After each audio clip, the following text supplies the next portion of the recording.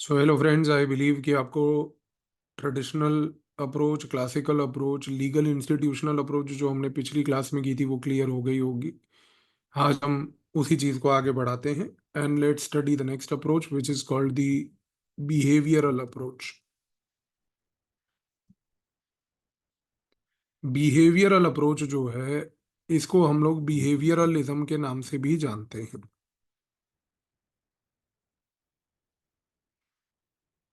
ये जो behavioural approach है और बिहेवियरलिज्म है, इसको आप एक चीज के हिसाब से समझने की कोशिश कीजिए कि इसका इमर्जेंस जो है वो होता है 1950s में।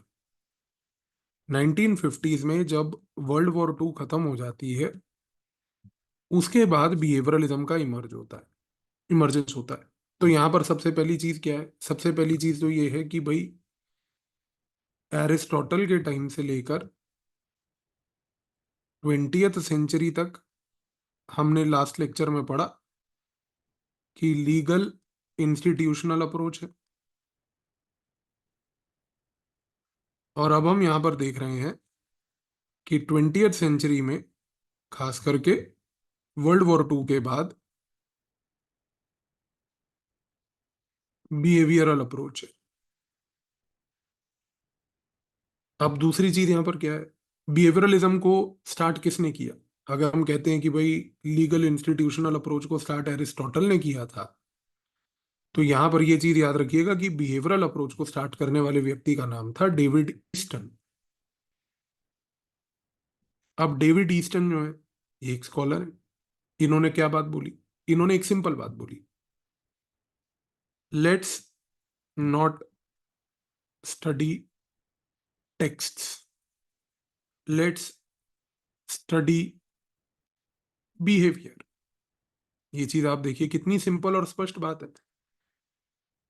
कि यहां पर डेविड ईस्टन कहते हैं कि टेक्स्ट जो अभी तक हम लोग पढ़ रहे थे, लीगल इंस्टीट्यूशनल अप्रोच में जो अभी तक फोकस था केवल टेक्स्ट पढ़ने का, उसको अब हम बंद कर देते हैं। क्या पढ़ते हैं उसकी जगह पर? केवल और केवल बिहेवियर। अब देखिए कि डेविड ईस्टन ने जब ये बात बोली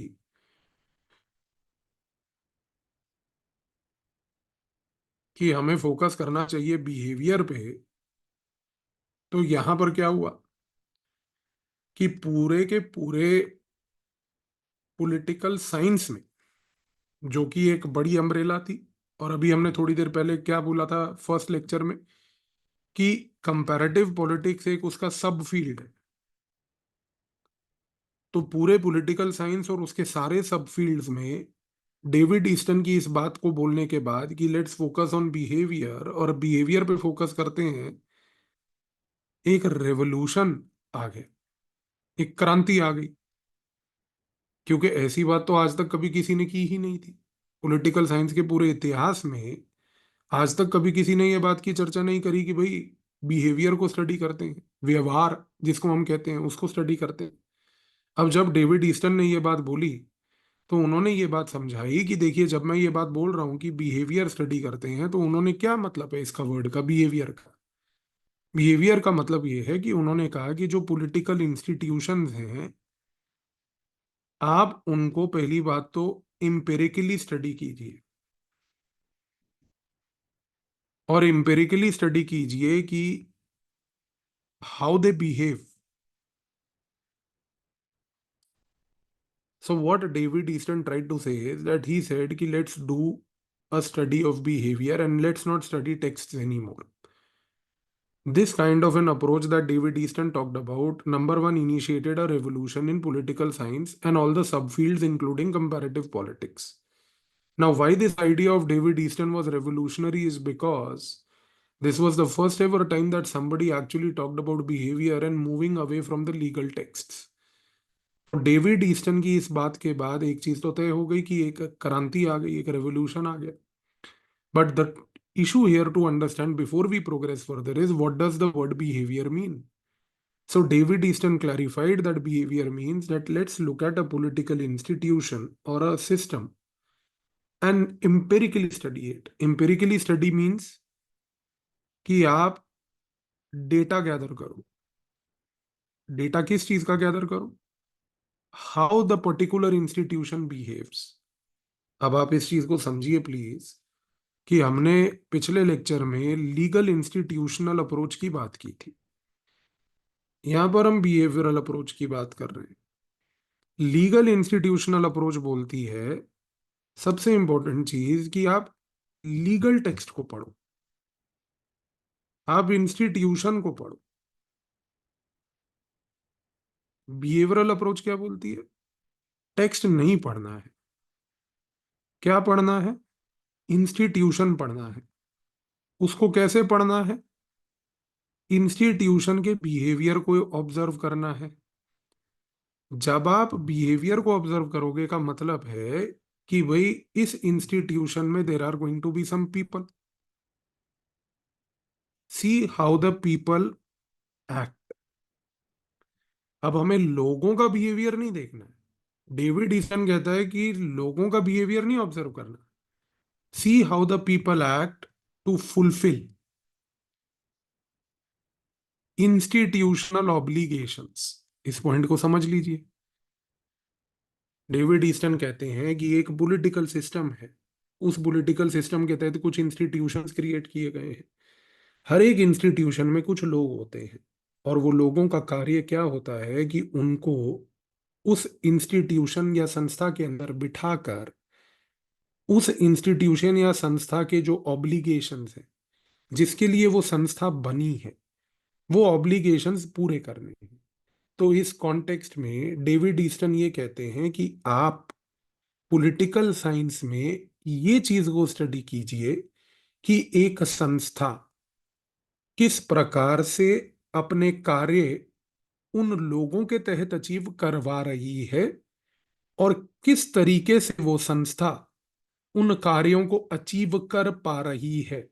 यानी कि जब आप एक संस्था के व्यवहार को देखेंगे, यानी कि जब आप उस संस्था में बैठे हुए लोग, जो उस संस्था के मूल रूप से बने हुए जो सिद्धांत हैं, मूल रूप से बने हुए जो ऑब्जेक्टिव्स हैं, जब उनको अचीव करते हुए देखेंगे, तो उस कॉन्टेक्स्ट में आप बहुत सारा डेटा गैदर करेंगे।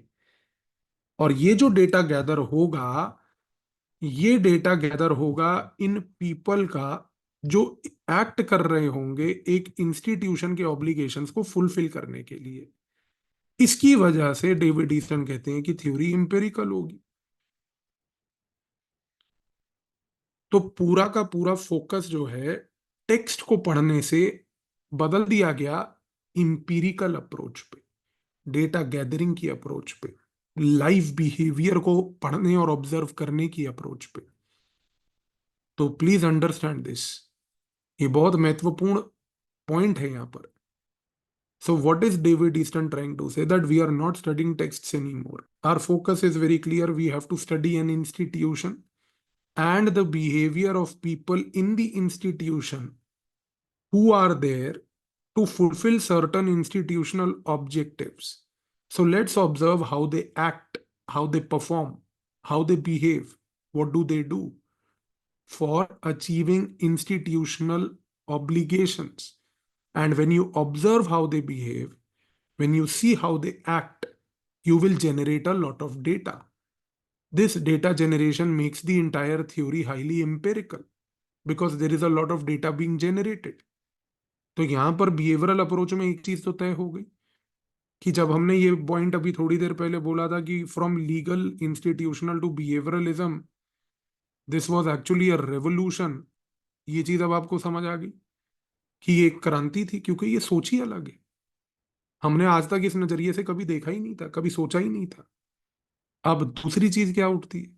यहां पर ये उठती है कि जब आप किसी भी पॉलिटिकल सिस्टम को ऑब्जर्व करते हैं, आप अगर किसी भी पॉलिटिकल सिस्टम में इंस्टीट्यूशंस को अगर आप ऑब्जर्व करते हैं, जो डेविड ईस्टन कह रहा है, तो इस कॉन्टेक्स्ट में इन इंस्टीट्यूशंस को जब आप ऑब्जर्व करते हैं, और जब यहां पर आप देखते हैं कि किस तरीके से पीपल एक्ट कर रहे हैं इंस्टीट्यूशन के ऑब्जेक्टिव्स को और ऑब्लिगेशंस को अचीव करने के लिए,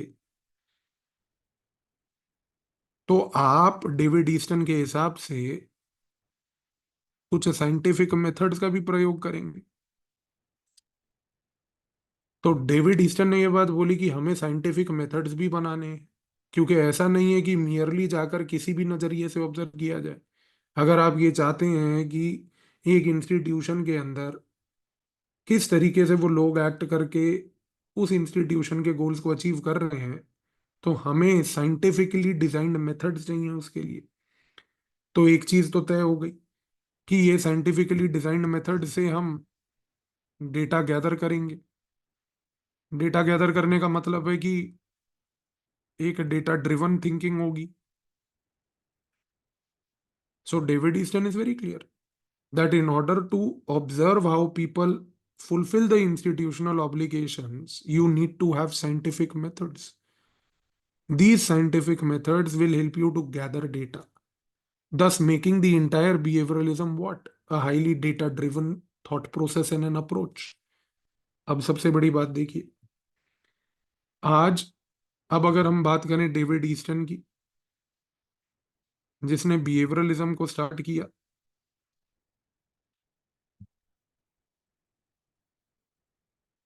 तो ये चीज तो अब हम कह सकते हैं डेविड ईस्टन के बारे में।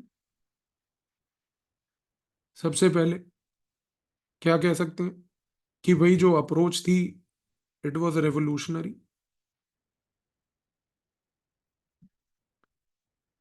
No text.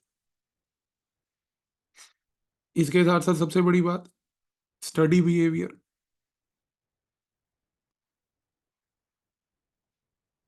इस बिहेवियर को स्टडी करने के लिए क्या बोला? See how people achieve institutional obligations. ये कैसे होगा? Through scientific methods. इन साइंटिफिक मेथड से क्या होगा? जब आप ऑब्जर्व करोगे तो आप डेटा गैदर करोगे। तो behaviouralism is a data centric approach. Behaviouralism is therefore an empirical approach. तो बिहेवियरलिज्म क्या है, ये तो क्लियर हो गया अब हमें। इससे ज्यादा इजी लैंग्वेज में आप नहीं समझ सकते। अब दूसरी बड़ी चीज देखिए, डेविड ईस्टन की इस अप्रोच को जो उसने इनिशिएट करी, इसको सपोर्ट मिला रॉबर्ट डाल का।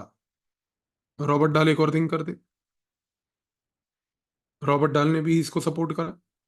रॉबर्ट डाल ने क्या बात बोली? उन्होंने एक स्टेप आगे ऐड कर दिया, +1 अप्रोच। पूरी डेविड ईस्टन की अप्रोच में उन्होंने एक नया स्टेप इनिशिएट किया। उन्होंने ये कहा कि आप किसी भी पॉलिटिकल सिस्टम को अगर आप स्टडी करना चाहते हो, तो पॉलिटिकल सिस्टम में ये ऑब्जर्व करो, how people participate. How people participate, यानी कि रॉबर्ट डाल ने एक नया लेयर क्रिएट कर दिया, एक नया आइडिया ही दे दिया। तो बिहेवियरलिज्म इसलिए भी एक रेवोल्यूशन था क्योंकि सिर्फ डेविड ईस्टन ने एक नया सोच का तरीका नहीं दिया, बट डेविड ईस्टन के समर्थन में भी जो लोग आए, जैसे रॉबर्ट डाल थे, उन रॉबर्ट डाल जैसे लोगों ने भी एक नई थिंकिंग इनिशिएट करी, जिससे कि डेविड ईस्टन की अप्रोच और इनरिच हो गई। तो भी रॉबर्ट डाल ने क्या बोला? रॉबर्ट डाल ने बोला कि let's see how people participate. क्या मूल रूप से मकसद है इसका? रॉबर्ट डाल ने ये बात बोली कि देखिए, किसी भी पॉलिटिकल सिस्टम में अगर आपको उस सिस्टम को साइंटिफिक तरीके से समझना है, तो आप उस पॉलिटिकल सिस्टम में पीपल का पार्टिसिपेशन देखिए। अब देखिए ये कितना इंपॉर्टेंट पॉइंट है। ये पॉइंट इसलिए इंपॉर्टेंट है क्योंकि अगर मान लीजिए कि एक पॉलिटिकल सिस्टम है डेमोक्रेसी का, तो डेमोक्रेसी में क्या होगा, लोकतंत्र में क्या होगा, कि यहाँ पर लोग पॉलिटिकल सिस्टम के साथ पार्टिसिपेट करेंगे। और देखिए, अगर लोग पॉलिटिकल सिस्टम के साथ पार्टिसिपेट करेंगे, तो एक चीज तो तय है कि एक सिस्टम के साथ लोगों का इंटरेक्शन होगा।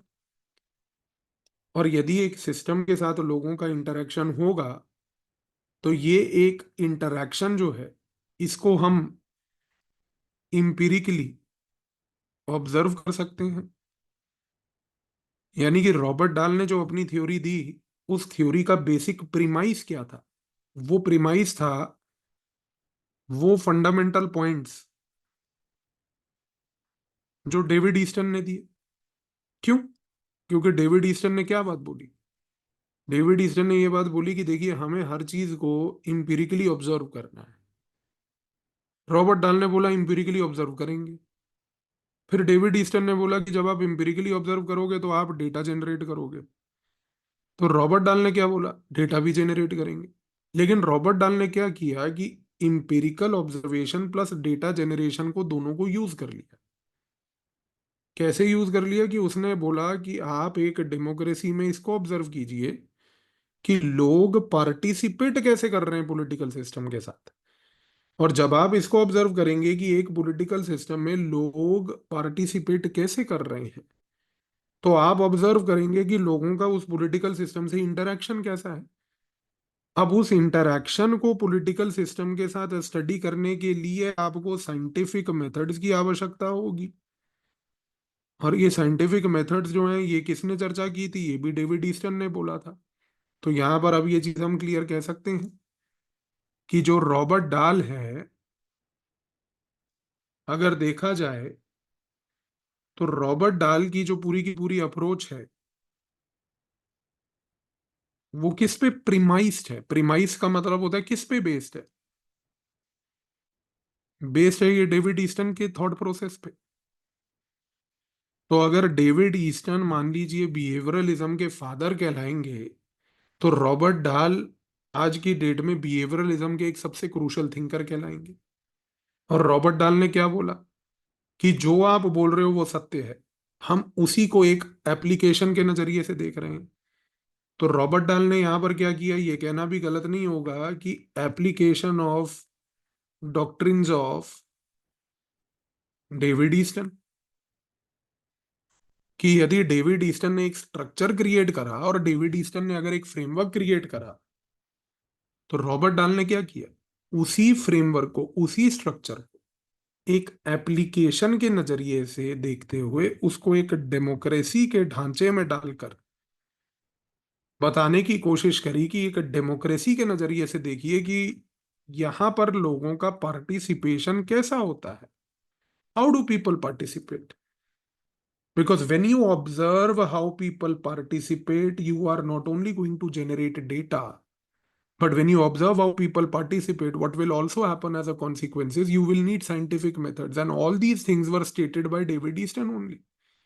So Robert Dahl is actually using the foundation of David Easton and building on that foundation.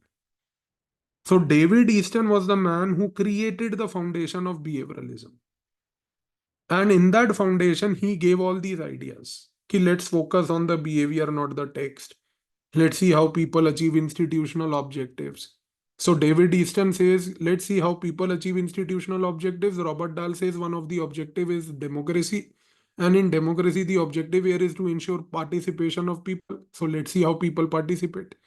So let's see that whether that institution actually makes people participate or not. आप समझ रहे हो इस चीज को?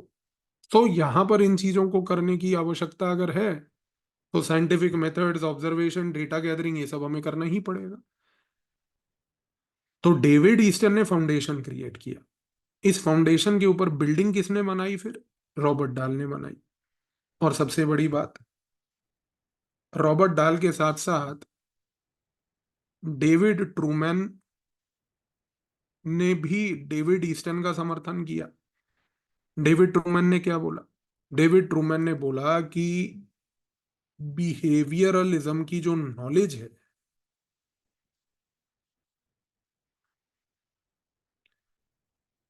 वो वेस्ट नहीं जानी चाहिए। उस नॉलेज से हमें पीपल की प्रॉब्लम्स को सॉल्व करना है। अब देखो, ये एक बहुत ही अलग थॉट प्रोसेस है। अभी तक हम कह रहे थे कि डेविड ईस्टन है, बिहेवियरलिज्म है, उसका एप्लीकेशन का नजरिया अगर किसी ने दिया तो वो बेसिकली रॉबर्ट डाल था।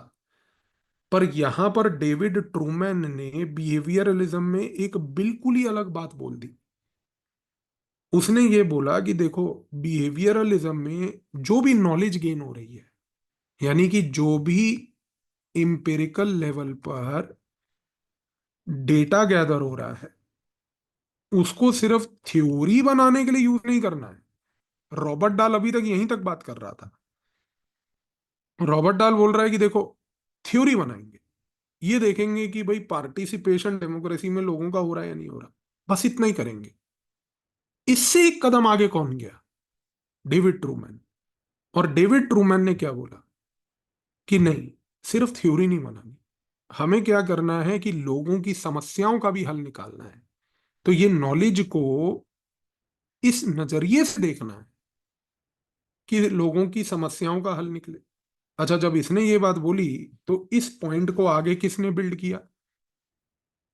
चार्ल्स मरियम ने। चार्ल्स मरियम ने क्या बोला?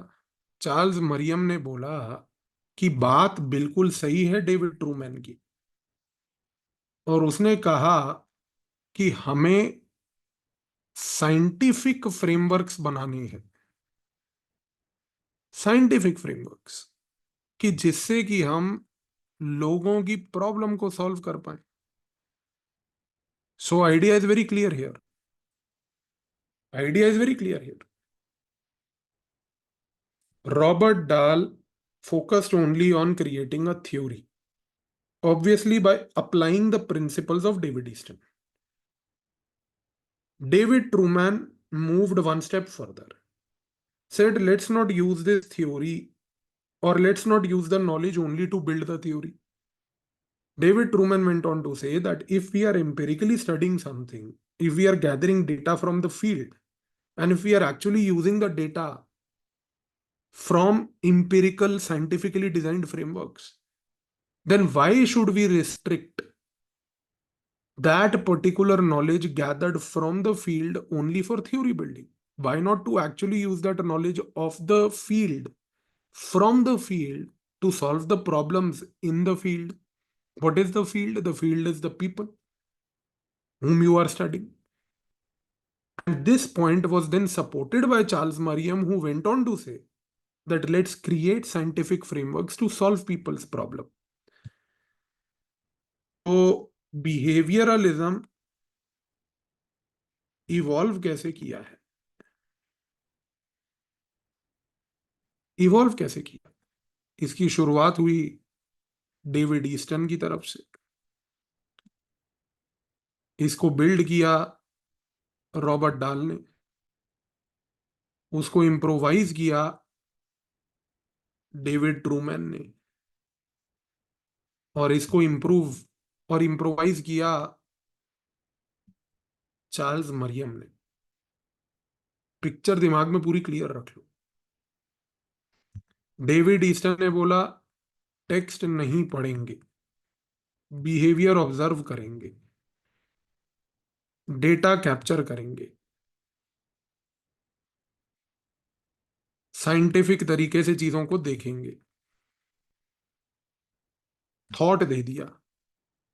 रॉबर्ट डाल ने बोला, बिल्कुल यही करेंगे। रॉबर्ट डाल ने ईस्टर्न के फ्रेमवर्क को अप्लाई किया,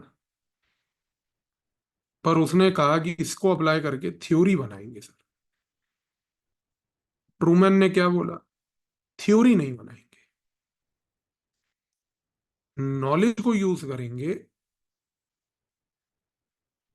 पीपल की प्रॉब्लम को सॉल्व करने के लिए।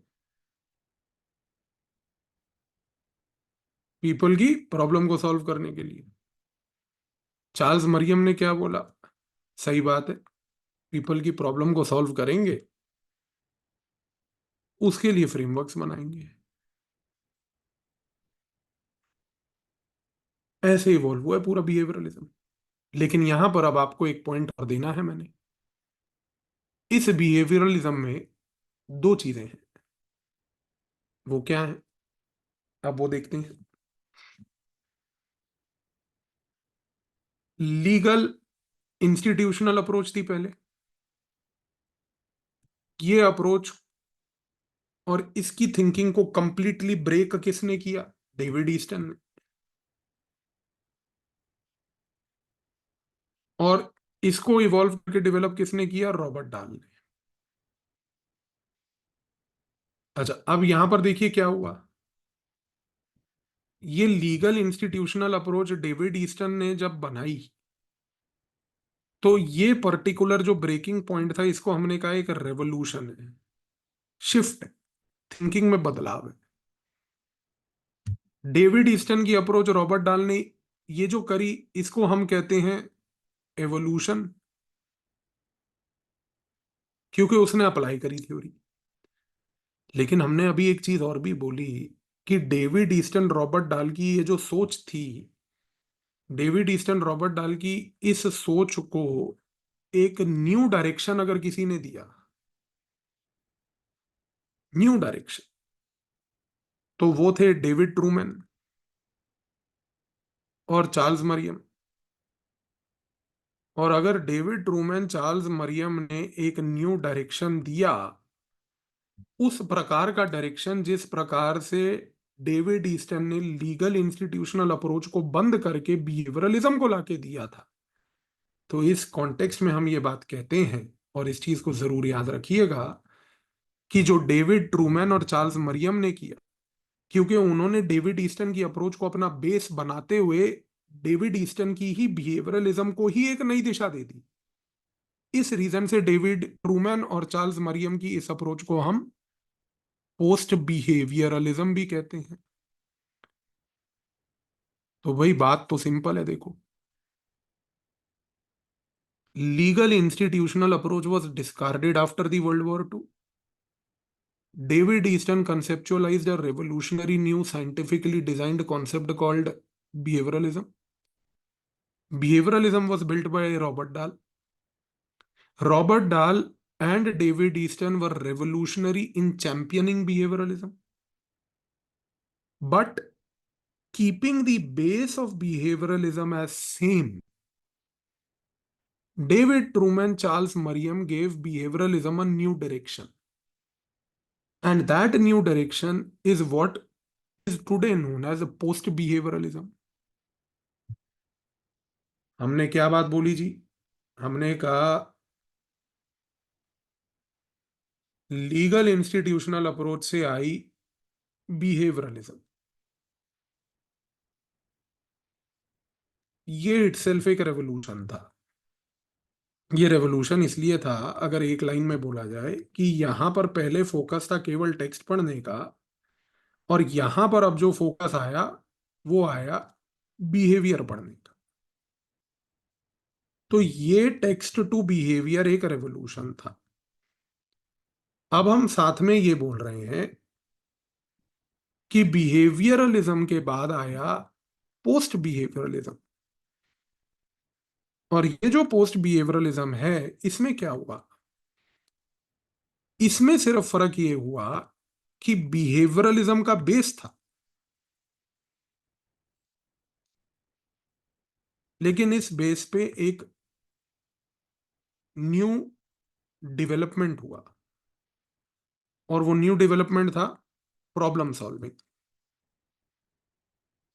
यानी कि अब बिहेवियर से प्रॉब्लम सॉल्विंग की ओर बढ़ गए। जब हम बिहेवियर से प्रॉब्लम सॉल्विंग की ओर बढ़ गए, तो एक चीज तो क्लियर हो गई ना। कंपैरेटिव पॉलिटिक्स में हमने स्टार्ट किस चीज से किया? Legal institutional textual approach. फिर हम किस पे आए? बिहेवियरलिज्म, इंपेरिकल पर theory building approach. Theory building क्यों? रॉबर्ट डाल याद रखिएगा। बिहेवियरलिज्म इंपेरिकल कौन? David Easton. David Easton plus theory building Robert Dahl, से हम आए पोस्ट बिहेवियरलिज्म। तो पोस्ट बिहेवियरलिज्म में यहां पर क्या हुआ? Charles Merriam, David Truman, problem solving. Picture clear हो गई जी दिमाग में? कोई किताब पढ़ के ये चीज समझ नहीं आएगी, क्योंकि इस क्लैरिटी से लिखी नहीं गई है किताबें। तो जो चीज स्टार्ट हुई लीगल इंस्टीट्यूशनल टेक्सचुअल अप्रोच से, वो आज प्रॉब्लम सॉल्विंग में आ चुकी है। तो एक चीज तो तय है कि अब आज हमारा फोकस क्या है। आज हमारा फोकस बड़ा क्लियर है। हम एम्पिरिकल स्टडी करते हैं, साइंटिफिक मेथड्स का प्रयोग करते हैं, डेटा गैदर करते हैं,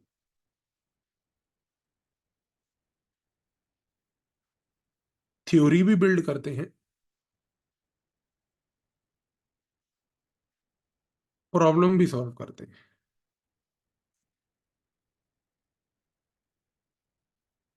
एक चीज तो तय हो गई, लीगल इंस्टीट्यूशनल से फोकस जो है text to empirical, scientific method, data driven, theory building, problem solving पे आ गया। तो बिहेवियरलिज्म क्या है, बिहेवियरलिज्म से एसोसिएटेड कौन है, कंपैरेटिव पॉलिटिक्स में पोस्ट बिहेवियरलिज्म क्या है, कंपैरेटिव पॉलिटिक्स के अंदर पोस्ट बिहेवियरलिज्म से एसोसिएटेड कौन है। आई बिलीव कि अब ये सारी चीजें अब आपको स्पष्ट तरीके से क्लियर हो गई होंगी। पॉल साइंस कितना इजी है, कितना स्ट्रेट फॉरवर्ड है। थ्योरी जैसी चीजें भी जो एक प्रकार से डेड टाइप की होती हैं, वो भी कितनी लाइवली हैं अगर इस नजरिए से देखी जाए। लेकिन फिर भी अगर आपको अपने दूसरे ऑप्शनल में अभी भी डूबे रहना है ये सोच के कि नहीं हमारा लगाव है, तो मैं कुछ कर नहीं पाऊंगा। लगाव छोड़िए, एग्जाम पास कीजिए, जीवन पड़ा है लगाव को परस्यू करने के लिए। पॉल साइंस इजी है, स्ट्रेट फॉरवर्ड है, कॉन्सेप्ट बेस्ड है, थिंकिंग बेस्ड है। आराम से आप समझेंगे, पूरा आपको फ्री पढ़ा रहा हूं, इससे ज्यादा आपको और क्या चाहिए। इसका बेनिफिट उठाइए, नोट्स बनाइए, एग्जाम पास कीजिए। मिलते हैं नेक्स्ट क्लास में, नेक्स्ट वीडियो में, नेक्स्ट टॉपिक के साथ।